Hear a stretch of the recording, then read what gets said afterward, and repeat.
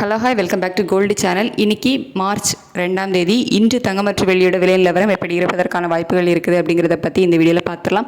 நமக்கு சனிக்கிழமை காலையிலே மார்க்கெட் க்ளோஸ் ஆகிடுச்சு. சனிக்கிழமை காலையில் நமக்கு 300 ரூபாய் அதிகரிச்சிருந்து அதுக்கப்புறம் இந்த வார் நடக்குதுல்ல. ஸோ இந்த வார் தாக்குதல்னால நமக்கு என்னாச்சுது அப்படின்னா, நமக்கு சனிக்கிழமை ஈவினிங்கில் அப்புறம் நேற்று ஞாயிற்றுக்கிழமையே கூட விலை அதிகரிச்சிருந்தாங்க. அதாவது சனிக்கிழமை ஈவினிங்கில் ஒரு 350 ரூபா, நேற்றுக்கு 225 ரூபா, டோட்டலாக நமக்கு ஒரு 575 ரூபாய் விலை அதிகரித்து 15,775 ரூபாய்க்கு ஒரு கிராம் ஆபரண தங்கம் விற்பனை ஆகிட்டு வருது. வெள்ளியோட விலையுமே நமக்கு 325 ரூபாய், அதாவது ஒரு 25 ரூபாய் எக்ஸ்ட்ரா ஏற்றி 325 அப்படிங்கிற நிலையில் ஒரு கிராம் வெள்ளி விற்பனை ஆகிட்டு வருது.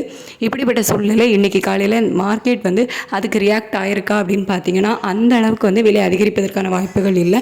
மார்க்கெட் உள்ள சர்வதேச அளவில் நமக்கு விலை கணிசமாக அதிகரிக்கும் அப்படிங்கிற ஒரு எக்ஸ்பெக்டேஷனால தான் அவங்க இந்த அளவு நமக்கு விலை அதிகரிச்சிருந்தது. ஆனால் நம்ம சர்வதேச அளவில் நிலவரம் பார்க்கும்போது தங்கம் ஒரு கிராம் நமக்கு 575 ரூபாய் எக்ஸ்ட்ரா விலை அதிகரிச்சிருக்குல்ல, அந்த அளவுக்கு மார்க்கெட்டில் நமக்கு ரியாக்ட் ஆகலை. ஒரு சிறிய அளவிலான விலையேற்றம், அதாவது ஒரு 200 ரூபாயிலிருந்து ஒரு 300 ரூபாய்க்குள்ள விலை அதிகரிக்கலாம் அப்படிங்கிற மாதிரி தான் மார்க்கெட்டு ரியாக்ட் ஆகிருக்கு. ஆனால் நமக்கு அதை விட அதிகமாகவே விலை ஏற்றிருக்காங்க. அப்படிங்கிறதுனால இன்றைக்கி அதை இறக்கதற்கான வாய்ப்புகள் இருக்குது.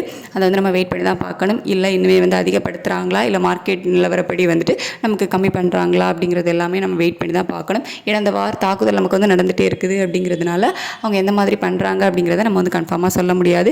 வெள்ளியோட விலையுமே அதே மாதிரி தான் மார்க்கெட்டில் நமக்கு அன்றைக்கி சனிக்கிழமை காலையில் ஒரு கிராம் வெள்ளி 300 ரூபான்னு விலை நிர்ணயம் செய்யப்பட்டதில்ல.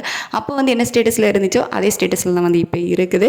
அதுலேயுமே ஒரு கணிசமான விலை ஏற்றம் மார்க்கெட்டில் நமக்கு போகவே இல்லை. ஸோ அதனால் அந்த விலையை இறக்குறாங்களா, இறக்குவதற்கான வாய்ப்புகள் தான் இருக்குது. ஏன்னா மார்க்கெட் நமக்கு அந்த அளவு ரியாக்ட் ஆகலை அப்படிங்கிறதுனால. ஸோ வெயிட் பண்ணி பார்க்கலாம். ரேட் எந்த மாதிரி அப்டேட் பண்ணுறாங்க அப்படிங்கிறத பார்த்துட்டு நான் உங்களுக்கு வீடியோவில் தெரியப்படுத்துகிறேன்.